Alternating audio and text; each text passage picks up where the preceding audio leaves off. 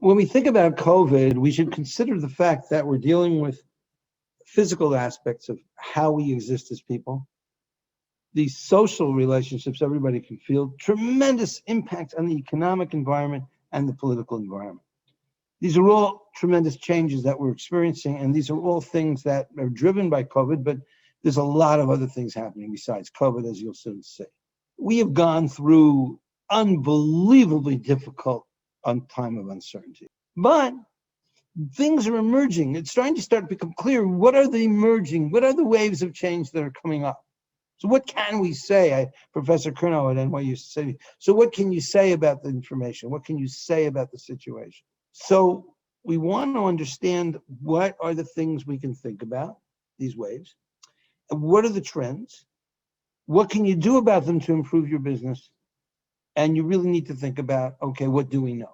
What can we say? And in fact, that's the goal of today's presentation, to think about it and understand, not just what was, but also what's going to happen and what can we do about it? What do we know about the future?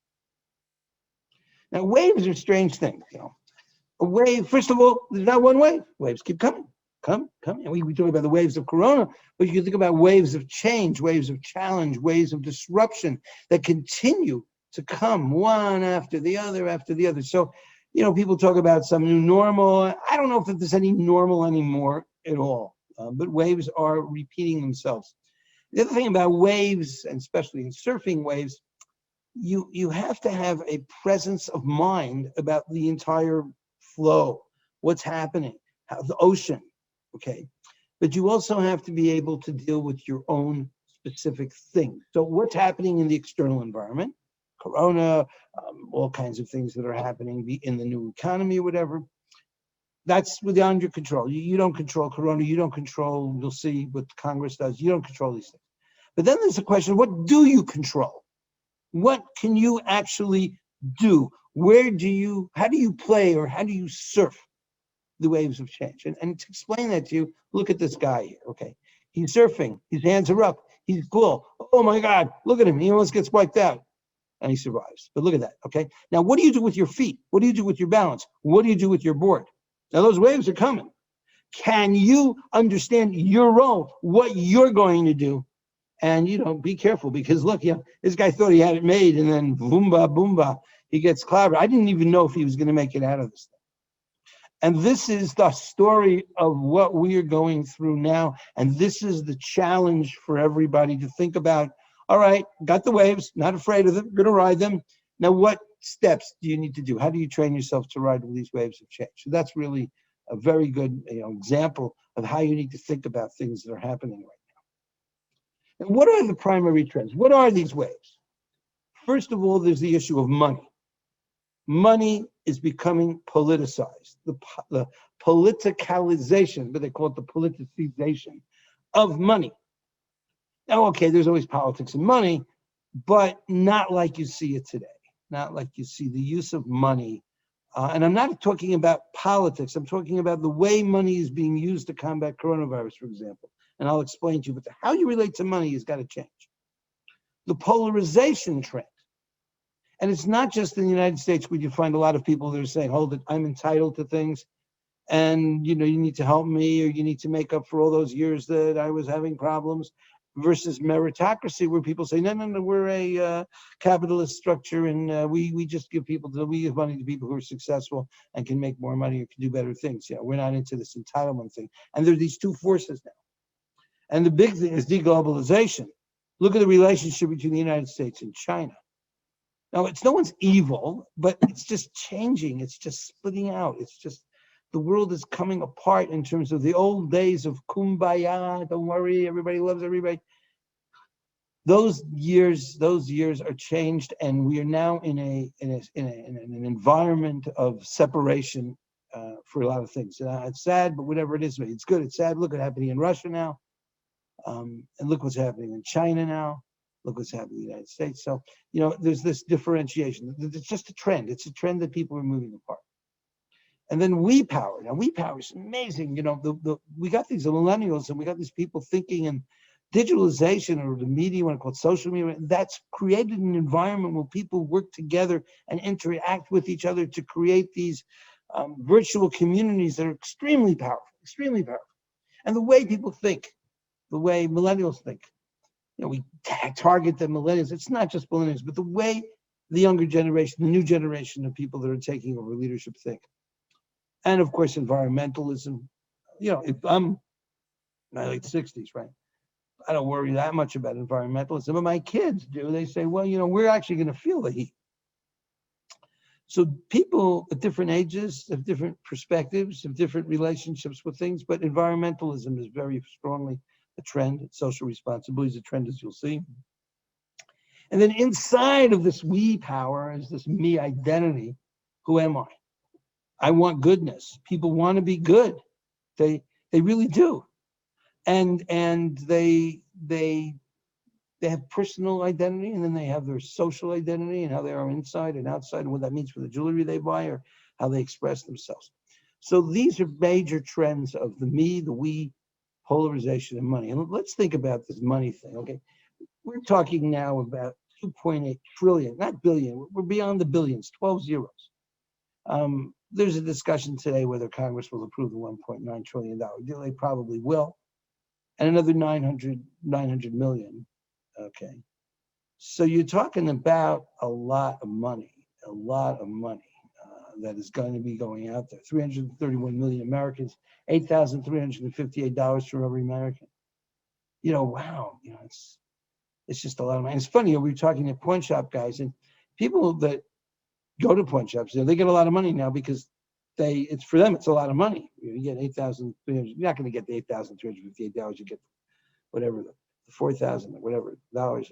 But for someone that doesn't have a lot of money, it's great. And what they've done is they've gone to pawn shops, they bought things, and then they can pawn those things back in and get loans when they need them. So there are literally tens of millions of unbanked Americans that would then they would buy things, and then they would use what they bought to kind of give them some financial security. They don't have bank accounts.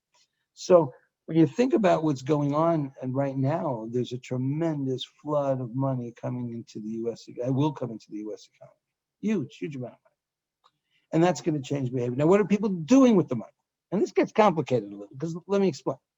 If everybody just spent the money, you get the money, you spend the money, then that drives the U.S. economy to the degree that they spend the money on things that are being sold by other Americans.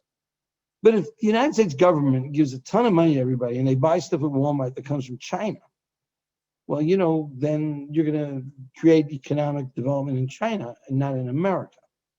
And so when you think about this consumption story, and you think about tariffs, and you think about what happens with these relationships, there's interactive scenarios that cause different things to happen. But a lot of people are taking the money and they're saving it. And how are they going to save it? You put money in the bank, you get 0%. It's ridiculous. So they're putting the money into the stock market, and a lot of money is going to the stock market. And you think about, are these stocks worth it? Well, I don't know if it's worth it. It's where you're going to put your money. And since everybody puts their money there, it goes up, and then more people want to put their money there. And I'll go into that a little later. So we have a scenario over here where the S&P goes up. Look, let's say I had a grocery store and I'm selling orange. I'm selling an orange for $1. Okay, come by my store, orange, $1, nice orange. But now let's say everybody in my community gets, I don't know, a lot of money. And they all want to buy oranges. And I only have so many oranges. I would start selling oranges for $2, $5, $10 an orange. Because the money, the quantity of money drives the price, or you may want to even call it the value. So the stock may or may not be good, really, but it's worth more because everybody has too much money. And that's what we're seeing, and that's what we're going to see, and that's the trend. And the trend of money, massive amounts of money. I mean, hang on to your seat. That's coming, and it's going to be out there, and it's going to be working, and it is going to change the way people think about things. Also, how they think about jewelry. Will there be investment diamonds? I think there will. Will there be inflation? I think there will. So these are all trends that we're going to be looking at as the money permeates. And look how it works also. The S&P over here is that orange line, and the blue line is unemployment. And what you're seeing is that in the very beginning, when unemployment shot up, that blue line went from 5 million unemployed to 25 or 22 million unemployed. That stock market went. And it was really crashing earlier in anticipation of it. But now that unemployment is down to around 10 million, 10, a little more than 10 million, a little more than 5, we're still double the amount of people unemployed as we were. But the stock market's just doing great. It's just unbelievable. S&P, strong, strong, strong. Quantity of money. But also the concerns about the future are not that bad, not that strongly there. But look at this one. And this is kind of amazing. I was surprised to see it myself, okay? DHI after VS2 1-carat diamonds on RapNet. This is not the Rapaport price list, okay? This is the free-flowing market where people are offering goods for sale. Look how it's tracking the S&P. So you want trends? You want to know what's going to happen? Well, I can't say everything's going to be the S&P, but the U.S. or general diamond prices, I think the S&P is going to be a pretty good indicator. Well, what happens if it goes down? Well, it goes down, it goes down. So you keep your eye on that. You keep your eye on the trend. You keep your eye on how much money's out there. And then the surplus of money might go into diamonds to some degree, but you're going to see it in this kind of a relationship, which is actually kind of amazing. And this is the most volatile of times, you know. This is not normal times. This is when there's a lot of volatility. You're seeing diamond prices tracking the S&P, which I thought was amazing. But let's think about the world. Remember I said there's this deglobalization. Remember that? Okay, just a few minutes ago. Now, so what does that mean? Well, let's look at our world. Let's look at our markets. Okay, so you got U.S. GDP at 20.9 billion. No, 20 trillion, 20.9 trillion actually. China's at 14.7, okay? And India is only at 2.8. So when we think of consumer markets, USA and China, duh, obviously. The US has got 335 million people, China's got 1.3, 1.4 billion. So that GDP per capita is a key indication of who's buying diamonds. Wealthier people, poor people don't necessarily. But China's coming on strong, everybody. It's powerful. And it's important for diamonds. And we just need to see what is out there. So this trend of GDP growth and big is going to be important. You know, people talk about the Indian local market for diamonds being strong, and it is, but it can't compete with America or China. It's just not the same thing. It's that GDP per capita, and it's the size of the GDP that drives this kind of diamond demand that we would look at. Now, look at these polished that we're saying. This chart is a little problematic. There's a lot of estimates. We only have 11 months for the USA. Hong Kong fourth quarter we don't have. And my economists, my people working in economics for me, they're saying it's a big mistake. It's actually only about 170 million. But just taking a look, 50% down in the United States 2020, which is not terrible given the fact that, you know, there's a big coronavirus. People can go around, but the market, this is the polished diamonds coming into the country. And I guess you could also say that there's been some reduction in inventory maybe at the retailer level as well, or dealer level in the United States. 964 in Hong Kong, which is unbelievably down 74%, and China only down 26%. So, you know, this is interesting that China has been coming up. But overall, when you look at the actual total numbers, but something else, you know, China is importing more diamonds than the United States. And especially if you put China and Hong Kong together. So you're at about 5.5 billion, maybe 5.8 billion there. That's big. So we really need to understand the important role that China plays buying diamonds and how China competes very carefully and correctly with the United States for diamonds, not all types, to certain types of diamonds. So look, China is fragile. So we know there's a trend towards China. We know there's a trend towards separation. We know it's going to be reasonable for tariffs to remain and this trade war to continue and maybe even evolve into currency warfare, which we're starting to see. These are trends to expect. We know there will be protests and we know the coronavirus is there, but China is fragile. And so that demand can turn down. And I must say that we are so opposed to all those horrible people doing all the smuggling. It's evil, the mother of evil, these smugglers, because first of all, it's not fair. You know, an honest person pays taxes and a dishonest person competes with them offering lower prices because they're not paying taxes. That's terrible. And the government will crack down in a minute. I mean, China's, you know, they're not going to put up with any nonsense. So Anybody who's selling diamonds to other people who are selling diamonds to people who are smuggling, don't do it. Stop, stop, stop. Know how your diamonds are being distributed. And this globalization story, you got to understand that it was good while it was good, but the trend for this year, I hope it'll come back. I think President Biden is a great man doing great things, and I think that he's going to try to bring the world together and try back to go from bilateralism to multilateralism.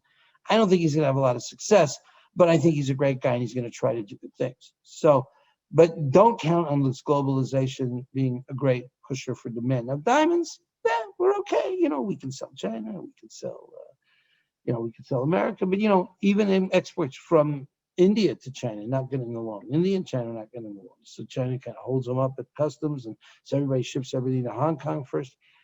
There's this stress in this relationships that could also become much tougher as time goes on, and you can expect currency volatility.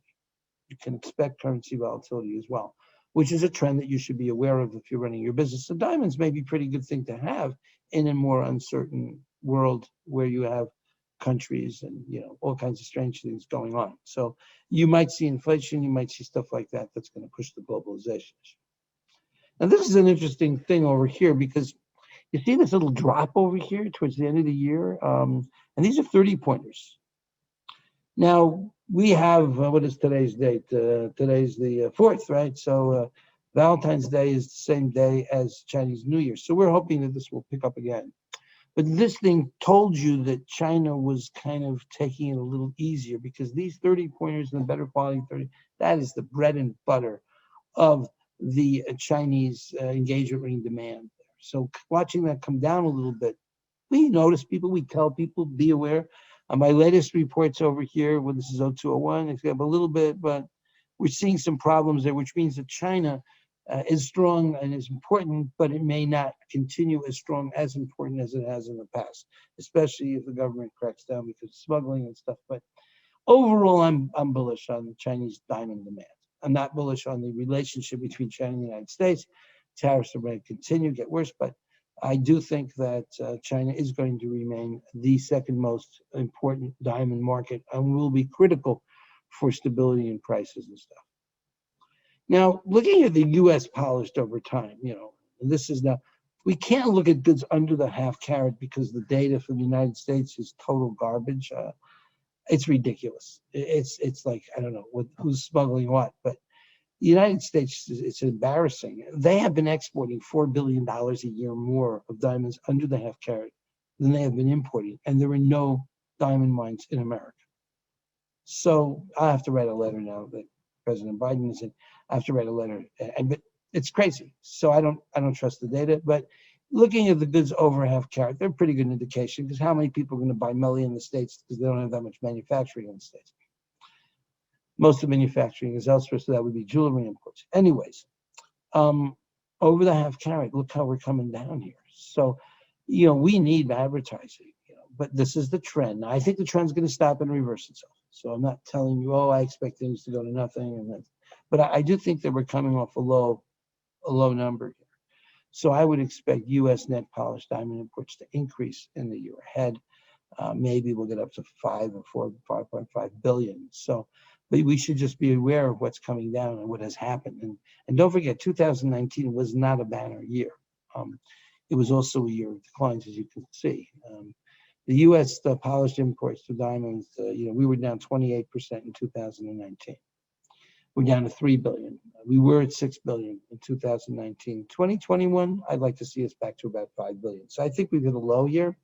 And I think we're going to see more diamond imports coming in, even though there's a lot of social and other problems happening. And this just shows you also that there's certain months of the year when diamond demand is very strong, like traditionally maybe the first quarter as well, like May. Look at May out there, you're $1.4 billion in 2019 and nothing. And that's because of Corona, obviously, in March also. So I think we actually went negative in April for the first time in a long time. So I'm looking for a better market, but I am telling you we should be careful and we should see what's happening. And I think that, and there is less inventory. You'll see that Avi will talk about that. This is a little jumpy graph. I'm not going to bother with it. Now, this is very interesting. In the United States, imports, the blue line. And Indian exports is the purple line. We don't have the U.S. import data for December yet. So look at this. What it means is that Indian exports are extremely reliant or tied to U.S. imports. And that's an interesting factor. The balance of what's in here is probably China and some other countries that they're exporting to. A lot of goods moving to Hong Kong. And I'd like to point out also that these Indian exports is polished diamonds, right? And it's net. They export a certain amount, they bring them back in. And, it's not because they send something to a show.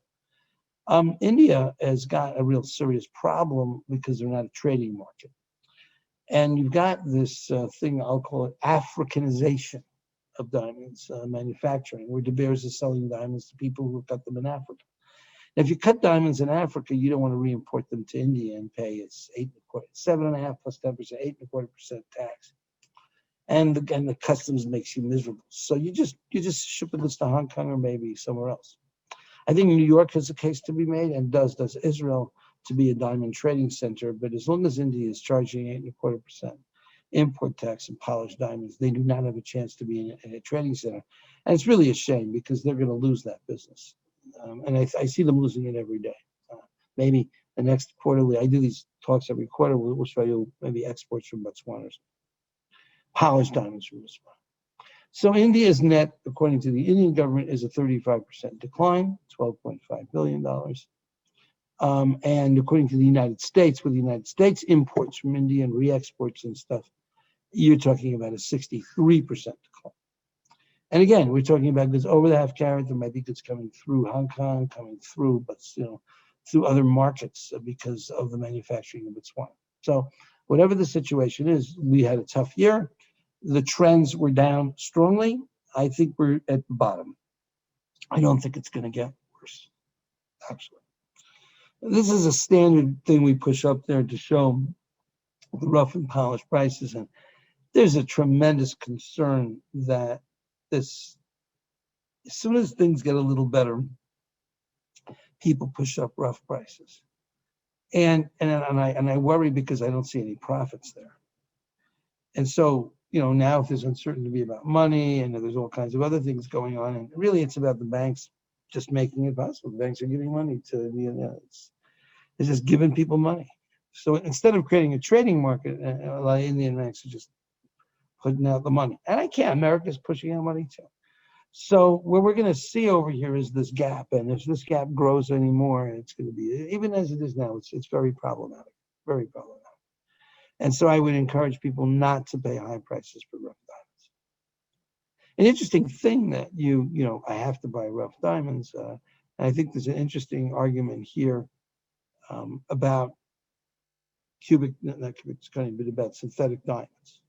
Now, one of the unintended consequences, and we'll discuss this later, about synthetic diamonds is that a diamond manufacturer in Surat, India, no longer is held hostage by De Beers or Rosa to get the goods to run his factory. See, in the old days, if you didn't get the rough, you couldn't run the factory.